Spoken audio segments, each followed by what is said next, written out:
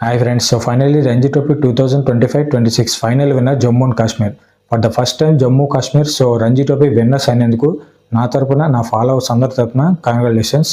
ముఖ్యంగా జమ్మూ కాశ్మీర్లో ఒకే ఒక ప్లేయర్ గురించి మాట్లాడాలి. ఆ ప్లేయర్ వల్ల ఈరోజు ఫైనల్ వరకు వచ్చారు. సో ఆ ప్లేయర్ ఎవరు అంటే అకీబ్ నబీ. నిజంగా ఎక్స్ట్రాడినరీ బౌలర్.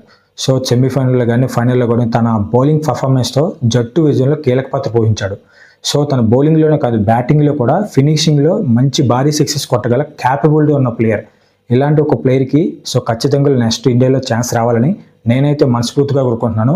ముఖ్యంగా లాస్ట్ రంజీ ట్రోఫీ 10 మ్యాచెస్లోనే తను 60 వికెట్స్ ఇస్తాడు. అందులో తను బెస్ట్ చూసుకున్నట్లయితే 24 రన్స్ ఇచ్చి 7 వికెట్స్ ఉన్నాయి. ఇలాంటి ఒక బౌలర్కి ఖచ్చితంగా ఇండియాలో ఛాన్స్ రావాలని నేనైతే మనస్ఫూర్తిగా కోరుకుంటున్నాను.